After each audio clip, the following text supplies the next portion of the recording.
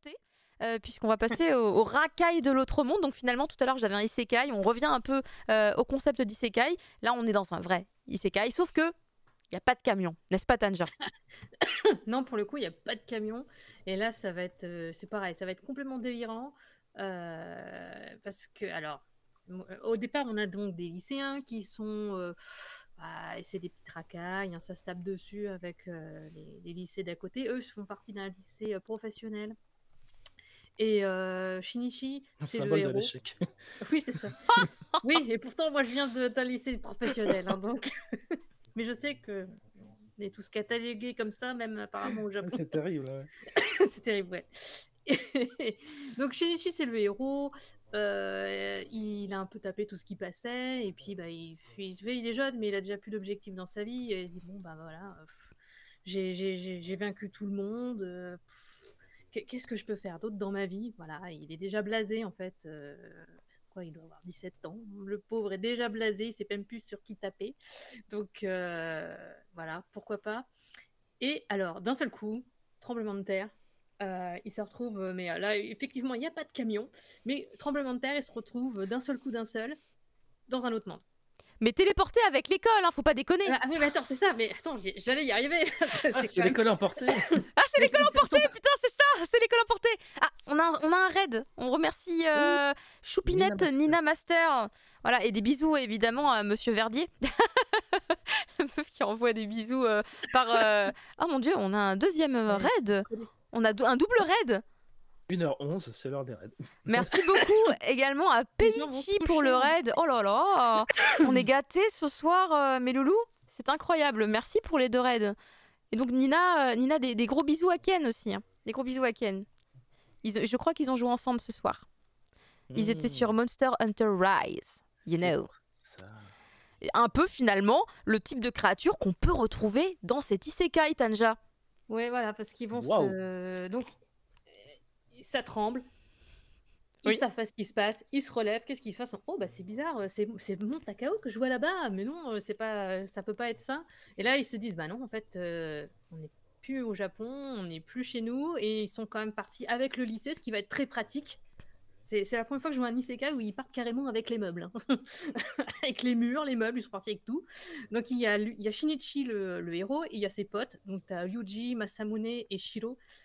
Qui ont chacun des caractéristiques. Moi, il y en a un qui me fait marrer, c'est celui qui est toujours en train de se dire que sa mère est pas au courant. Qu'il faut qu'il l'appelle.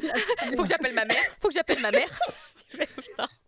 T'imagines la violence de la mère. Ou alors c'est la petite racaille, mais en fait il est tout mignon dès qu'il est avec sa mère, c'est bon quoi. C'est ça. Bon voilà. En fait ce qui est vraiment assez drôle avec ce manga, c'est que c'est n'importe quoi. C'est franchement là ils vont, il arrive et il se retrouve avec son premier ennemi qui est là que tu vois qui est un arbre démoniaque. Un arbre démoniaque. Et bah il va lui foutre un courbif et puis ça marche pas. Il dit oh mince je suis pas assez fort.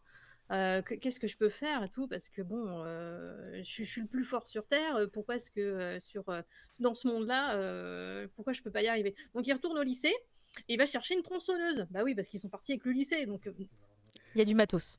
Il y a du matos donc il se pose pas de questions, il ramène la tronçonneuse et l'arbre capote. Et là du coup il va se retrouver avec des gens qui habitent dans le coin qui vont dire mais mon dieu mais c'est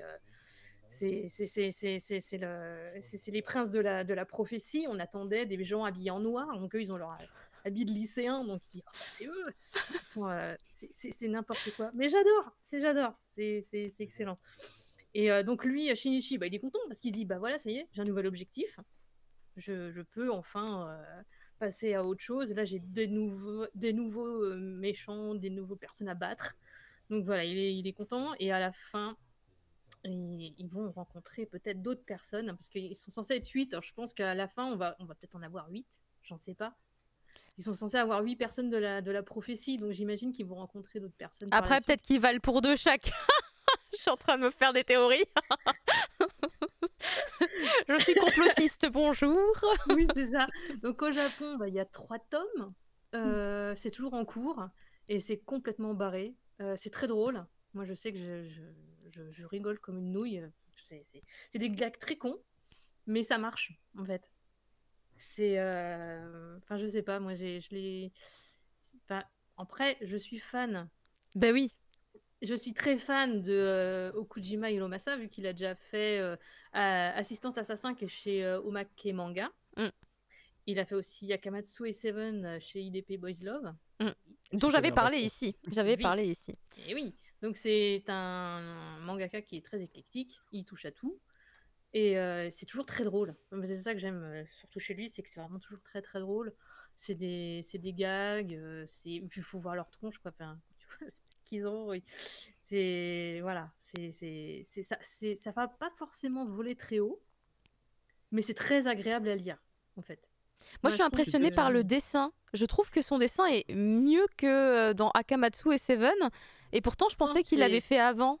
C'est en même temps, en fait. Hein. C'était en même temps. Non, que les racailles, il le fait en ce moment encore. Hein. Oui, mais ce que je veux dire, quand il a commencé le tome 1, il me semblait que je pensais que c'était un tome 1 qui avait été fait avant, enfin, mais c'est genre un truc dans ma tête, hein, j'avais pas vu les dates ou rien, mais... Après, si tu veux, Akamatsu et Seven, il suit les directives de Showa. Donc il les dessine un peu différemment. C'est peut-être pas tout à fait pareil, lui, dans son processus de création. D'ailleurs, on reconnaît un peu ses personnages. Ah, mais totalement, Shinichi, le héros, pour moi, c'est un peu... Il ressemble vachement... à Akamatsu, donc je me dis il y a une petite vibe, le côté j'ai envie de cogner, oui, je suis blond. C'est la même vibe, tu vois. Il manque juste Seven. C'est un peu sa marque de fabrique, hein. C'est un peu comme ton assistant assassin, hein. Il est là, il cogne, il est un peu, c'est pareil, t'as des gags. Non, c'est ça, c'est sa marque de fabrique, c'est les gags, les choses qui s'enchaînent bien comme ça, où tu lis, mais t'es content de le lire, en fait. Tu sens que ça n'a pas réinventé la roue, hein, mais moi, je suis pliée de rire, parce que tous les personnages, ils ont leur petite particularité. Même le héros, attends, c'est lequel? Je sais plus lequel, il a 0 en intelligence. Ce serait pas le brun? Je crois que c'est le brun, celui qui a la coupe un peu... Un peu genre... Yu Hakusho, Happy Days, là. Ah oui, Yu Hakusho, c'est une bonne référence. J'ai fait un vieux truc en rêve. Happy Days, bah oui, c'était long. Oui, c'est à peu près le même genre. Oui. Et ouais, voilà, les persos, ils sont trop cons, quoi. Franchement, ils ont pas... En plus, ils se posent pas de questions. Ils arrivent dans un monde de fantasy, ils sont... Ok, bon, bah on est là. Oh, un arbre, vite, filez-moi une tronçonneuse. Après, ils vont, bon, bah allez, on va... il avait l'air méchant en même temps. Plus méchant que dans le... À mon avis, il en voulait à son lycée et il voulait se friter avec son gang. Pareil, après, ils vont partir en quête et ils partent avec le truc de baseball. Enfin, ils récupèrent tout ce qu'ils peuvent dans le. Il faut des armes. Il faut des armes. La batte de baseball, vas-y, on y va, quoi. Non, je suis désolé qu'il n'y ait pas Trucken parce que je pense qu'il l'aurait défoncé. Mais du coup, il serait pas arrivé dedans, t'imagines? Ouais, on sait jamais, il peut peut-être y avoir une. Il peut peut-être y avoir une charrette à un moment, hein, on sait jamais. Hein. Ils vont peut-être revenir comme ça. Ouais, mais en tout cas, c'est un grand oui, quoi. Ah oui, c'est un grand oui. Grand oui. Bah, en même temps, j'en doutais pas vraiment, mais... Et ça sort cette semaine. Mais ça sort le 1er avril, donc j'allais dire au moment où on parle, mais non, pas du tout. Au moment où on parle, on est le 31. On est le 31 depuis 1 heure. Mais effectivement, le 1er avril, et c'est pas une blague, hein, il faut le répéter 20 fois, puisque le 1er avril est trop connoté chez nous. Ça sort le 1er avril avec vraiment une tripotée d'autres mangas qui sortent à cette date. Je sais pas si c'était vraiment... Il y a un extrait sur le site de Kiun si vous voulez... Oui. C'est vrai, n'hésitez pas à aller checker les extraits dispo, c'est toujours cool. En tout cas, voilà, moi aussi j'ai beaucoup rigolé. Je pense qu'on a tous rigolé dessus, clairement. Oui. Et on attend la suite. Parce que je l'ai pas lu encore. Ah, mais normalement, je te l'ai filé, je ne comprends pas. Ah oui, c'est vrai, c'est parce que j'ai pas eu le temps. Je devais lire le dernier Samurai Comeback. Mais ce n'est pas grave, tu vas te rattraper. Et tu me diras plus tard, du coup, quel est ton feeling dessus. Mais je pense que ça va bien te faire marrer. Oui. Grassement, tu vois. C'est Kojima, j'aime bien ces vibes. D'ailleurs, avec moi, on va rester sur quelque chose de supposément drôle, hein, puisque en fait, si j'ai décidé de regarder l'animé Imagine un Cambroussard.